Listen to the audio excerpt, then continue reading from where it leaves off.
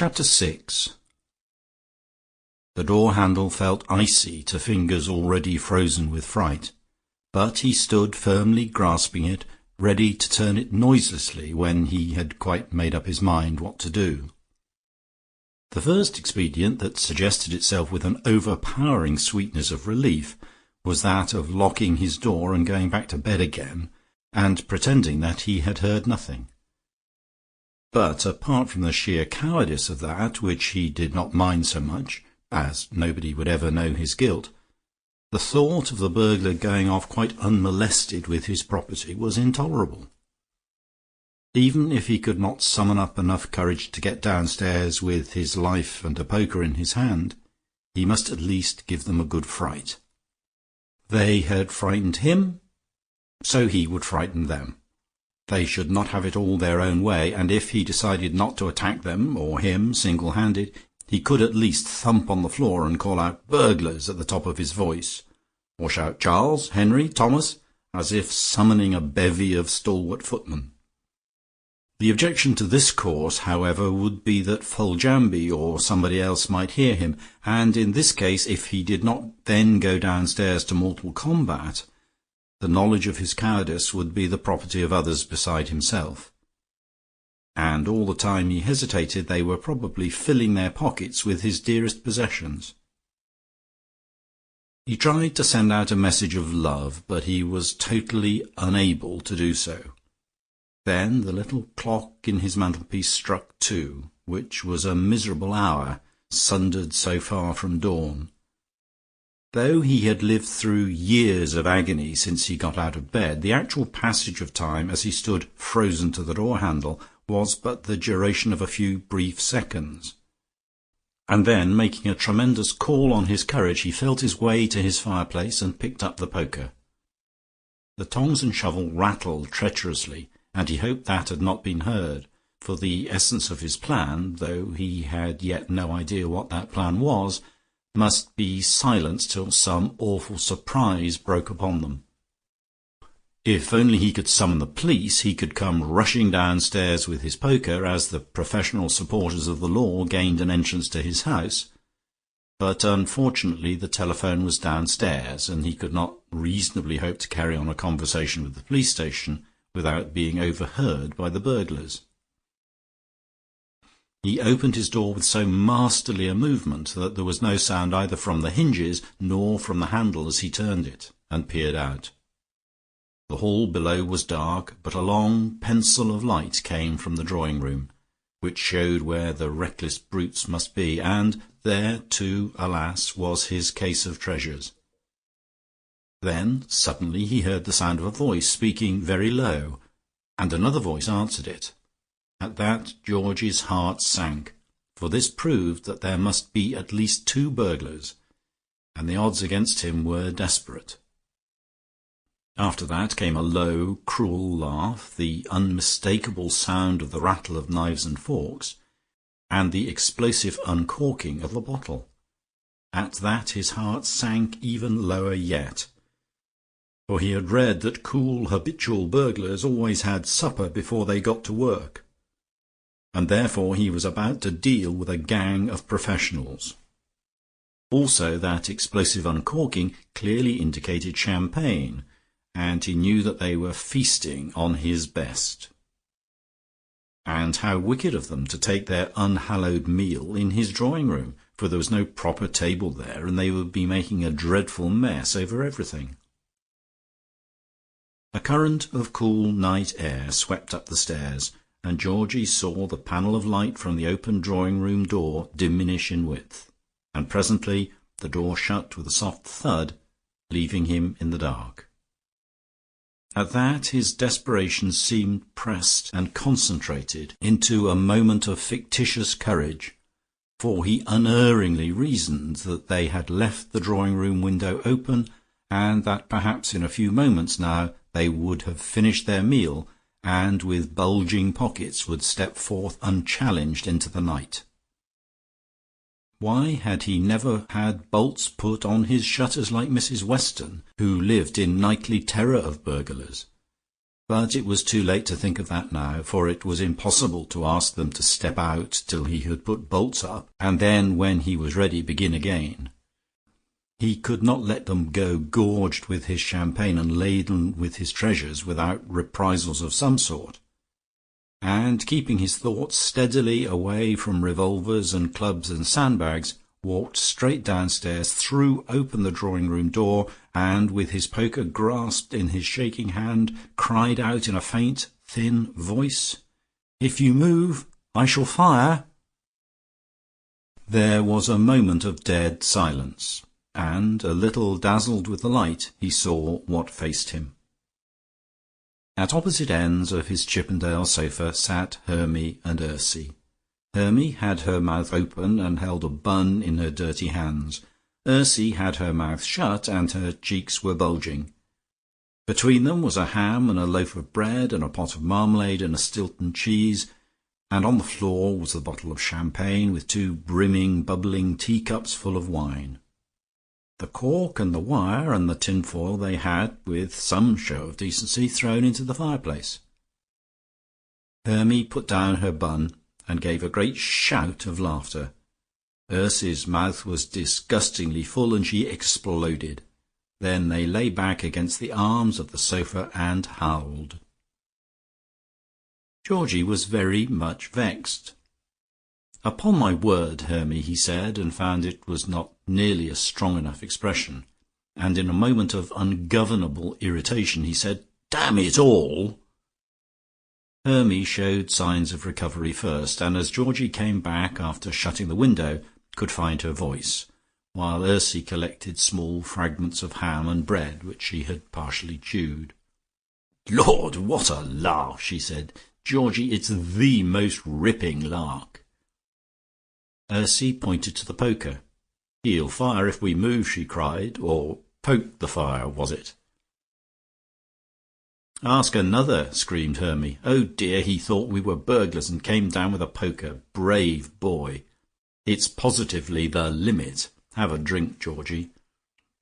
Suddenly her eyes grew round and awestruck, and pointing with her finger to George's shoulder, she went off into another yell of laughter. "Ursy, his hair!" she said, and buried her face in a soft cushion. Naturally Georgie had not put his hair in order when he came downstairs, for nobody thinks about things like that when he's going to encounter burglars single-handed. And there was his bald pate and his long tresses hanging down one side. It was most annoying, but when an irremediable annoyance has absolutely occurred, the only possible thing for a decent person to do is to take it as lightly as possible. Georgie rose gallantly to the occasion, gave a little squeal, and ran from the room. "Down again presently," he called out, and had a heavy fall on the stairs as he went up to his bedroom. There he had a short argument with himself. It was possible to slam his door, go to bed, and be very polite in the morning, but that would never do. Hermy and Ursy would have a joke against him for ever. It was really much better to share in the joke, identifying himself with it. So he brushed his hair in the orthodox fashion, put on a very smart dressing-gown, and came tripping downstairs again. "My dears, what fun!" he said. "Let's all have supper, but let's move into the dining-room where there's a table, and I'll get another bottle of wine and some glasses, and we'll bring Tipsy-Poosy in. You naughty girls, fancy arriving at a time like this! I suppose your plan was to go very quietly to bed, and come down to breakfast in the morning and give me a fine surprise. Tell me about it now." So presently Tipsy-Poosy was having his marmalade, which did just as well as jam, and they were all eating slices off the ham and stuffing them into split buns. "Yes, we thought we might as well do it all in one go," said Hermy. "And it's 120 miles if it's a yard, and then it was so late when we got here we thought we wouldn't disturb you, especially as the drawing-room window wasn't bolted." "Bicycles outside," said Ursy. "They'll just have to be out at grass till morning. Oh, Tipsy, Ipsy, Poosy, Woozy, how is you? Hope he behaved like the good little Tiptree that he is, Georgie." "Oh, yes, we made great friends," said Georgie sketchily. "He was a wee bit upset at the station, but then he had a good tea with his Uncle Georgie, and played hide and seek." Rather rashly Georgie made a face at Tiptree, the sort of face which amuses children, but it didn't amuse Tiptree, who made another face in which teeth played a prominent part. "Fool dog," said Hermy carelessly, smacking him across the nose. "Always hit him if he shows his teeth, Georgie. Pass the fizz." "Well, so we got through the drawing-room window," continued Ursy, "and golly, we were hungry, so we foraged. And there we were. Jolly plucky of you, Georgie, to come down and beard us." "Real sport," said Hermy. "And how's old Folder-Older-A? Why didn't she come down and fight us too?" Georgie guessed that Hermy was making a humorous allusion to Foljambe, who was the one person in Riseholme whom his sisters seemed to hold in respect. Ursy had once set a booby trap for Georgie, but the mixed biscuits and Brazil nuts had descended on Foljambe instead. On that occasion Foljambe, girt about in impenetrable calm, had behaved as if nothing had happened, and trod on biscuits and Brazil nuts without a smile, unaware to all appearance that there was anything whatever crunching and exploding beneath her feet. That had somehow quelled the two, who, as soon as she left the room again, swept up the mess and put the uninjured Brazil nuts back into the dessert dish. It would never do if Foljambe lost her prestige and was alluded to by some outrageously slangy name. "If you mean Foljambe," said Georgie icily, "it was because I didn't think it worth while to disturb her." In spite of their ride, the indefatigable sisters were up early next morning, and the first thing Georgie saw out of his bathroom window was the pair of them practising lifting shots over the ducking pond on the green till breakfast was ready. He had given a short account of last night's adventure to Foljambe when she called him, omitting the episode about his hair, and her disapproval was strongly indicated by her silence then, and the studied contempt of her manner to the sisters when they came in to breakfast. "Hello, Foljambe," said Hermy. "We had a rare lark last night." "So I understand, miss," said Foljambe. "Got in through the drawing-room window," said Hermy, hoping to make her smile. "Indeed, miss," said Foljambe. "Have you any orders for the car, sir?" "Oh, Georgie, may we run over to the links this morning?" asked Hermy. "Mayn't Dicky Bird take us there?" She glanced at Foljambe to see whether this brilliant wit afforded her any amusement. Apparently it didn't. "Tell Dicky to be round at 10:30, said Georgie. "Yes, sir." "Hurrah!" said Ursy. "Come too, Foljambe, and we'll have a 3-ball match." "No, thank you, miss," said Foljambe, and sailed from the room, looking down her nose. "Golly, what an iceberg!" said Hermy, when the door was quite shut. Georgie was not sorry to have the morning to himself, for he wanted to have a little quiet practice at the Mozart trio before he went over to Lucia's at 11:30, the hour when she had arranged to run through it for the first time. He would also have time to do a few posturing exercises before the yoga class, which was to take place in Lucia's smoking parlour at 12:30. That would make a pretty busy morning, and as for the afternoon, there would be sure to be some callers, since the arrival of his sisters had been expected, and after that he had to go to the Ambermere Arms for his visit to Olga Bracely. And what was he to do about her with regard to Lucia? Already he had been guilty of disloyalty, for Lady Ambermere had warned him of the prima donna's arrival yesterday, and he had not instantly communicated that really great piece of news to Lucia. Should he make such amends as were in his power for that omission, or, greatly daring, should he keep it to himself, as Mrs. Quantock so fervently wished that she had done with regard to the Guru? After the adventure of last night, he felt he ought to be able to look any situation in the face, but he found himself utterly unable to conceive himself manly and erect before the bird-like eyes of the Queen, if she found that Olga Bracely had been at Riseholme for the day of her garden party, and that Georgie, knowing it and having gone to see her, had not informed the court of that fact.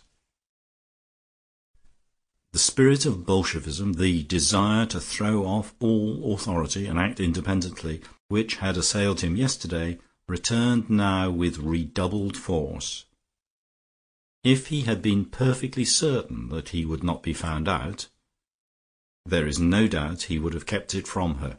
And yet, after all, what was the glory of going to see Olga Bracely, and perhaps even entertaining her here, if all Riseholme did not turn green with jealousy? Moreover, there was every chance of being found out, for Lady Ambermere would be at the garden party tomorrow, and she would be sure to wonder why Lucia had not asked Olga. Then it would come out that Lucia didn't know of that eminent presence, and Lady Ambermere would be astonished that Georgie had not told her. Thus he would be in the situation which his imagination was unable to face, although he had thrown the drawing-room door open in the middle of the night and announced that he would fire with his poker. No, he would have to tell Lucia when he went to read the Mozart trio with her for the first time, and very likely she would call on Olga Bracely herself, though nobody had asked her to, and take all the wind out of George's sails. Sickening though that would be, he could not face the alternative, and he opened his copy of the Mozart trio with a sigh. Lucia did push and shove and have everything her own way. Anyhow, he would not tell her that Olga and her husband were dining at the Hall tonight. He would not even tell her that her husband's name was Shuttleworth, and Lucia might make a dreadful mistake and ask Mr. and Mrs. Bracely. That would be jam for Georgie, and he could easily imagine himself saying to Lucia, "My dear, I thought you must have known that she had married Mr. Shuttleworth and kept her maiden name. How tiresome for you! They're so touchy about that sort of thing." Georgie heard the tinkle of the treble part of the Mozart trio. Lucia always took the treble because it had more tune in it, though she pretended that she had not George's fine touch which made the bass effective, as he let himself into Shakespeare's garden a few minutes before the appointed time. Lucia must have seen him from the window, for the subdued noise of the piano ceased even before he had got as far as Perdita's garden round the sundial, and she opened the door to him. The far-away look was in her eyes, and the black undulations of her hair had encroached a little on her forehead. But, after all, others besides Lucia had trouble with their hair, and Georgie only sympathized. "Giorgino mio," she said, "it is all being so wonderful. There seems a new atmosphere about the house since my guru came. Something holy and peaceful. Do you not notice it?" "Delicious," said Georgie, inhaling the potpourri. "What is he doing now?" "Meditating and preparing for our class. I do hope dear Daisy will not bring in discordant elements." "Oh, but that's not likely, is it?" said Georgie. "I thought he said she had so much light." "Yes, he did, but now he's a little troubled about her, I think. She did not want him to go away from her house, and she even sent over here for some silk pyjamas belonging to her husband, which he thought she had given him, but Robert didn't think so at all. The Guru brought them across yesterday after he had left good thoughts for her in her house. But it was the guides who wished him to come here. They told him so distinctly. It would have been very wrong of me not to do as they said." She gave a great sigh. "Let us have an hour with Mozart," she said, "and repel all thought of discord. My Guru says that music and flowers are good influences for those who are walkers on the way. He says that my love for both of them, which I have had all my life, will help me very much." For one moment the mundane world obtruded itself into the calm peace. "Any news in particular?" she asked. "I saw you drive back from the station yesterday afternoon, for I happened to be looking out of the window in a little moment of leisure. The Guru says I work too hard, by the way. And your sisters were not with you, and yet there were 2 cabs and a quantity of luggage. Did they not come?" Georgie gave a respectably accurate account of all that had happened, omitting the fact of his terror when he first awoke, for that was not really a happening, and had had no effect on his subsequent proceedings. He also omitted the adventure about his hair, for that was quite extraneous, and said what fun they had all had over their supper at 2:30 this morning. "I think you were marvellously brave, Georgie," said she, "and most good-natured. You must have been sending out love, and so were full of it yourself, and that casts out fear." She spread the music open. "Anything else?" she asked. Georgie took his seat and put his rings on the candle bracket. "Oh, yes," he said. "Olga Bracely, the prima donna, you know, and her husband are arriving at the Ambermere Arms this afternoon for a couple of days." The old fire kindled. "No!" exclaimed Lucia. "Then they'll be here for my party tomorrow. Fancy if she would come and sing for us! I shall certainly leave cards today, and write later in the evening asking her." "I've been asked to go and see her," said Georgie, not proudly. The music rest fell down with a loud slap, but Lucia paid no attention. "Let us go together, then," she said. "Who asked you to call on her?" "Lady Ambermere," he said. "When she was in here yesterday? She never mentioned it to me, but she would certainly think it very odd of me not to call on friends of hers and be polite to them. What time shall we go?" Georgie made up his mind that wild horses should not drag from him the fact that Olga's husband's name was Shuttleworth, for here was Lucia grabbing at his discovery, just as she had grabbed at Daisy's discovery, who was now her guru. She should call him Mr. Bracely, then. "Somewhere about 6, do you think?" said he, inwardly raging. He looked up and distinctly saw that sharp, foxy expression cross Lucia's face, which from long knowledge of her he knew to betoken that she had thought of some new plan. But she did not choose to reveal it, and re-erected the music rest. "That will do beautifully," she said. "And now for our heavenly Mozart. You must be patient with me, Georgie, for you know how badly I read. Caro, how difficult it looks. I'm frightened. Lucia never saw such a dreadful thing to read." And it had been those very bars which Georgie had heard through the open window just now. "Georgie's is much more dreadful," he said, remembering the double sharp that came in the second bar. "Georgie frightened too at reading it. Ooh!" He gave a little scream. "Cattivo Mozart to write anything so dreadfully diffy." It was quite clear at the class this morning that, though the pupils were quite interested in the abstract messages of love which they were to shoot out in all directions, and in the atmosphere of peace with which they were to surround themselves, the branch of the subject which thrilled them to the marrow was the breathing exercises and contortions which, if persevered in, would give them youth and activity, faultless digestions, and indefatigable energy. They all sat on the floor and stopped up alternate nostrils and held their breath till Mrs. Quantock got purple in the face and Georgie and Lucia red, and expelled their breath again with sudden puffs that set the rushes on the floor quivering, or with long quiet exhalations. Then there were certain postures to be learned, in one of which, entailing the bending of the body backwards, 2 of Georgie's trouser buttons came off with a sharp snap, and he felt the corresponding member of his braces, thus violently released, spring up to his shoulder.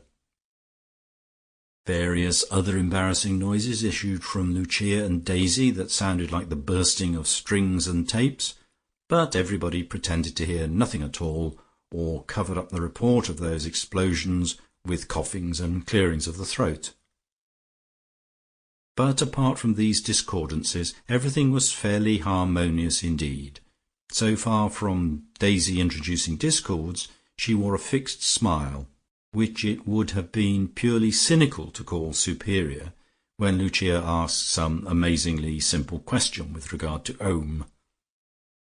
She sighed, too, at intervals, but these sighs were expressive of nothing but patience and resignation, till Lucia's ignorance of the most elementary doctrines was enlightened. And though she rather pointedly looked in any direction but hers, and appeared completely unaware of her presence, she had not after all come here to look at Lucia, but to listen to her own, whatever Lucia might say, guru. At the end, Lucia, with her faraway look, emerged, you might say, in a dazed condition from hearing about the fastness of Tibet, where the guru had been in commune with the guides, whose wisdom he interpreted to them. "I feel such a difference already," she said dreamily. "I feel as if I could never be hasty or worried any more at all. Don't you experience that, dear Daisy?" "Yes, dear," said she. "I went through all that at my first lesson. Didn't I, Guru dear?" "I felt it too," said Georgie, unwilling not to share in these benefits, and surreptitiously tightening his trouser strap to compensate for the loss of buttons. "And am I to do that swaying exercise before every meal?" "Yes, Georgie," said Lucia, saving her guru from the trouble of answering. 5 times to the right, and 5 times to the left, and then 5 times backwards and forwards. I felt so young and light just now when we did it that I thought I was rising into the air. Didn't you, Daisy?" Daisy smiled kindly. "No, dear, that is levitation," she said, "and comes a very long way on." She turned briskly towards her guru. "Will you tell them about that time when you levitated at Paddington Station?" she said, "or will you keep that for when Mrs Lucas gets rather further on? You must be patient, dear Lucia. We all have to go through the early stages before we get to that." Mrs Quantock spoke as if she was in the habit of levitating herself, and it was but reasonable, in spite of the love that was swirling about them all, that Lucia should protest against such an attitude. Humility, after all, was the first essential to progress on the way. "Yes, dear," she said, "we will tread these early stages together, and encourage each other." Georgie went home feeling also unusually light and hungry, for he had paid special attention to the exercise that enabled him to have his liver and digestive organs in complete control, but that did not prevent him from devoting his mind to arriving at that which had made Lucia look so sharp and foxy during their conversation about Olga Bracely. He felt sure that she was meaning to steal a march on him, and she was planning to draw first blood with the prima donna, and, as likely as not, claim her for her own, with the same odious greed as she was already exhibiting with regard to the guru. All these years Georgie had been her faithful servant and coadjutor. Now, for the first time, the spirit of independence had begun to seethe within him. The scales were falling from his eyes, and just as he turned into shelter of his mulberry tree, he put on his spectacles to see how Riseholme was getting on without him to assist at the morning Parliament. His absence and Mrs Quantock's would be sure to evoke comment, and since the yoga classes were always to take place at 12:30, the fact that they would never be there would soon rise to the level of a first-class mystery. It would, of course, begin to leak out that they and Lucia were having a course of Eastern philosophy that made its pupils young and light and energetic, and there was a sensation. Like all great discoveries, the solution of Lucia's foxy look broke on him with the suddenness of a lightning flash. And, since it had been settled that she should call for him at 6, he stationed himself in the window of his bathroom, which commanded a perfect view of the village green and the entrance to the Ambermere Arms, at 5. He brought up with him a pair of opera glasses with the intention of taking them to bits, so he had informed Foljambe, and washing their lenses.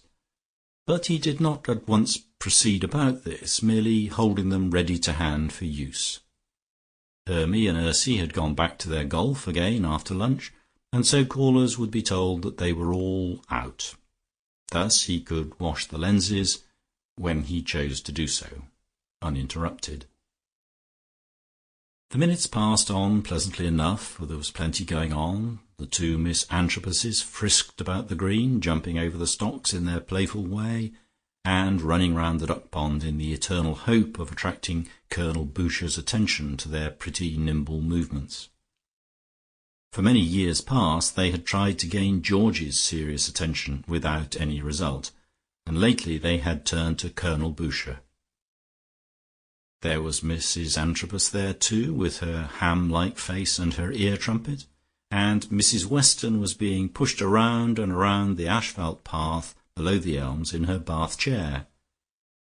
She hated going slow, and her gardener and his boy took turns with her during her hour's carriage exercise, and propelled her amid streams of perspiration at a steady 4 miles an hour. As she passed Mrs. Antrobus, she shouted something at her, and Mrs. Antrobus returned her reply when next she came round. Suddenly all these interesting objects vanished completely from George's ken, for his dark suspicions were confirmed, and there was Lucia in her Hightum hat and her Hightum gown, making her gracious way across the garden. She had distinctly been wearing one of the scrub this morning at the class, so she must have changed after lunch, which was an unheard of thing to do for a mere stroll on the green. Georgie knew well that this was no mere stroll. She was on her way to pay a call of the most formal and magnificent kind. She did not deviate a hair-breadth from her straight course to the door of the Arms. She just waggled her hand to Mrs. Antrobus, blew a kiss to her sprightly daughters, made a gracious bow to Colonel Boucher, who stood up and took his hat off, and went on with the inexorability of the March of Destiny, or of Fate knocking at the door in the immortal Fifth Symphony. And in her hand she carried a note. Through his glasses Georgie could see it quite plainly, and it was not a little folded-up sheet, such as she commonly used, but a square, thick envelope. She disappeared in the Arms, and Georgie began thinking feverishly. A great deal depended on how long she stopped there. A few little happenings beguiled the period of waiting. Mrs. Weston desisted from her wild career and came to anchor on the path just opposite the door into the Arms, while the gardener's boy sank exhausted onto the grass. It was quite easy to guess that she proposed to have a chat with Lucia when she came out. Similarly, the Miss Antrobuses, who had paid no attention to her at all before, ceased from their pretty gambolings and ran up to talk to her, so they wanted a word too. Colonel Boucher, a little less obviously, began throwing sticks into the ducking pond for his bulldog, for Lucia would be obliged to pass the ducking pond, and Mrs. Antrobus examined the stocks very carefully, as if she had never seen them before. And then, before a couple of minutes had elapsed, Lucia came out. She had no longer the note in her hand, and Georgie began taking his opera glasses to bits in order to wash the lenses. For the present they had served their purpose. "She has left a note on Olga Bracely," said Georgie, quite aloud, so powerful was the current of his thoughts. Then, as a corollary, came the further proposition which might be considered as proved. But she had not seen her. The justice of his conclusion was soon proved, for Lucia had hardly disengaged herself from the group of her subjects, and traversed the green on her way back to her house, when a motor passed George's bathroom window, closely followed by a second. Both drew up at the entrance to the Ambermere Arms. With the speed of a practised optician, Georgie put his opera glass together again, and after looking through the wrong end of it in his agitation, was in time to see a man get out of the second car and hold the carriage door open for the occupants of the first. A lady got out first, tall and slight in figure, who stood there unwinding her motor veil. Then she turned round again, and with a thump of his heart that surprised Georgie with its violence, he beheld the well-remembered features of his Brunhilde. Swiftly he passed into his bedroom next door, and arrayed himself in his summer Hightums. A fresh and almost pearly suit of white duck, a mauve tie with an amethyst pin in it, socks, tightly braced up, of precisely the same colour as the tie, so that an imaginative beholder might have conjectured that on this warm day the end of his tie had melted and run down his legs. Buckskin shoes with tall slim heels and a straw hat completed this pretty item. He had meant to wear it for the first time at Lucia's party tomorrow, but now, after her meanness, she deserved to be punished. All Riseholme should see it before she did. The group round Mrs. Weston's chair was still engaged in conversation when Georgie came up, and he casually let slip what a bore it was to pay calls on such a lovely day. But he had promised to visit Miss Olga Bracely, who had just arrived. So there was another nasty one for Lucia, since now all Riseholme would know of her actual arrival before Lucia did. "And who, Mr. Georgie?" asked Mrs. Antrobus, presenting her trumpet to him in the manner in which an elephant presents its trunk to receive a bun. "Who was that with her?" "Oh, her husband, Mr. Shuttleworth," said Georgie. "They have just been married and are on their honeymoon." And if that was not another staggerer for Lucia, it is diffy, as George would say, to know what a staggerer is, for Lucia would be last of all to know that this was not Mr. Bracely. "And will they be at Mrs. Lucas's party tomorrow?" asked Mrs. Weston. "Oh, does she know them?" asked Georgie. "Haw, haw, by Jove!" began Colonel Boucher. "Very handsome woman. Envy you, my boy. Pity it's their honeymoon. Haw!" Mrs. Antrobus' trumpet was turned in his direction at this moment, and she heard these daring remarks. "Naughty," she said, and Georgie, the envied, passed into the inn. He sent in his card, on which he had thought it prudent to write "From Lady Ambermere," and was presently led through into the garden behind the building. There she was, tall and lovely and welcoming, and held out a most cordial hand. "How kind of you to come and see us," she said. "Georgie, this is Mr. Pilson, my husband." "How do you do, Mr. Shuttleworth?" said Georgie, to show he knew, though his own Christian name had given him quite a start. For the moment he had almost thought she was speaking to him. "And so Lady Ambermere asked you to come and see us," Olga went on. "I think that was much kinder of her than to ask us to dinner. I hate going out to dinner in the country almost as much as I hate not going out to dinner in town. Besides, with that great hook nose of hers, I'm always afraid that in an absent moment I might scratch her on the head and say, 'Pretty Polly.' Is she a friend of yours, Mr. Pilson? I hope so, because everyone likes his best friends being laughed at."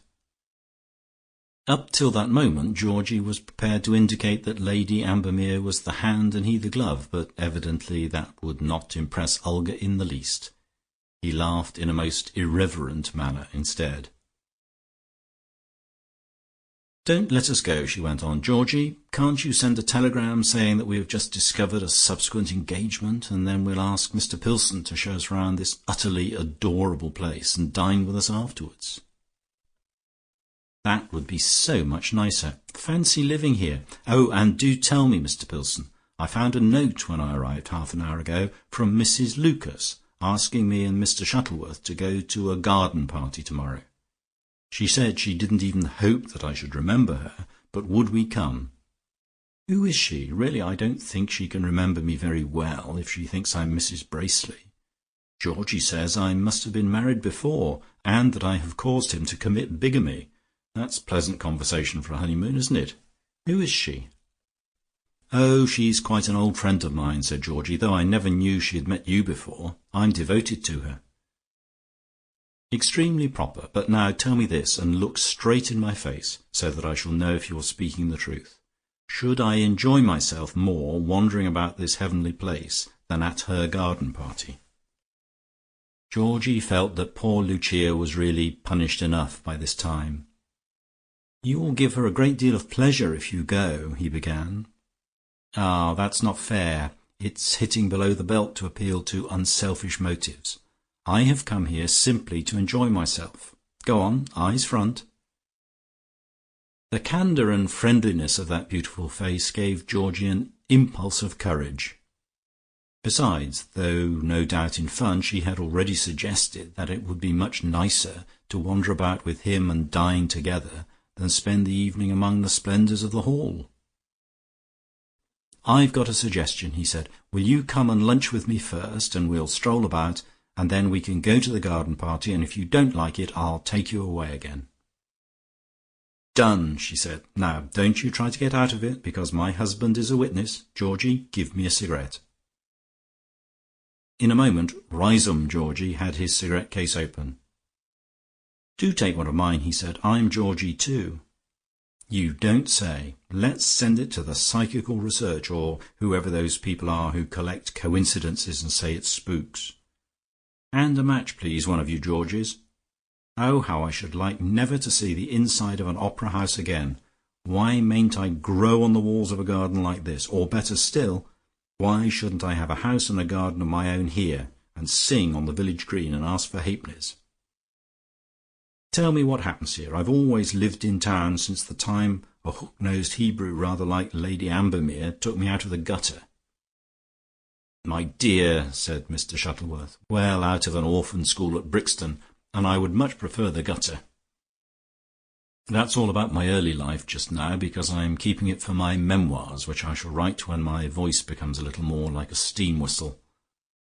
But don't tell Lady Ambermere, for she would have a fit. But say you happen to know that I belong to the Surrey Braceleys. So I do. Brixton is on the Surrey side. Oh, my dear, look at the sun. It's behaving like the best sort of cloud. Heile Sonne." "I heard you do that last May," said George. "Then you heard a most second-rate performance," said she. "But really being unlaced by that thing, that great fat profligate beery Prussian, was almost too much for me. And the duet, but it was very polite of you to come, and I will do better next time. Siegfried, Brunhilde, Siegfried, meow, meow, bring on the next lot of cats. Darling Georgie, wasn't it awful? And you proposed to me only the day before." "I was absolutely enchanted," said Riseholme Georgie. "Yes, but then you didn't have that thing breathing beer into your innocent face." Georgie rose. The first call on a stranger in Riseholme was never supposed to last more than half an hour, however much you were enjoying it, and never less, however bored you might be, and he felt sure he had already exceeded this. "I must be off," he said. "Too delightful to think that you and Mr. Shuttleworth will come to lunch with me tomorrow. 1:30, shall we say?" "Excellent. But where do you live?" "Just across the green. Shall I call for you?" he asked. "Certainly not. Why should you have that bother?" she said. "Oh, let me come with you to the inn door, and perhaps you'll show me from there." She passed through the hall with him, and they stood together in the sight of all Riseholme, which was strolling about the green, at this as at most other hours. Instantly all faces turned round in their direction, like so many sunflowers following the sun, while Georgie pointed out his particular mulberry tree. When everybody had had a good look, he raised his hat. "A domani, then," she said. "So many thanks." And quite distinctly she kissed her hand to him as he turned away.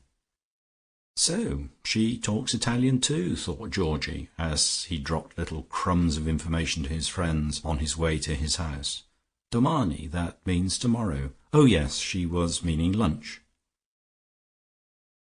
It is hardly necessary to add that on the table in his hall there was one of Lucia's commoner kinds of note, merely a half sheet folded together in her own manner. Georgie felt that it was scarcely more necessary to read it, for he felt quite sure that it contained some excuse for not coming to his house at 6 in order to call on Mr. and Mrs. Bracely.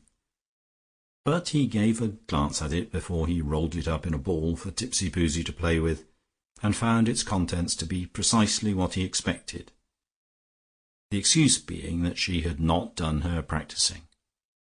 But the postscript was interesting, for it told him that she had asked Foljambe to give her his copy of Siegfried. Georgie strolled down past the Hurst before dinner.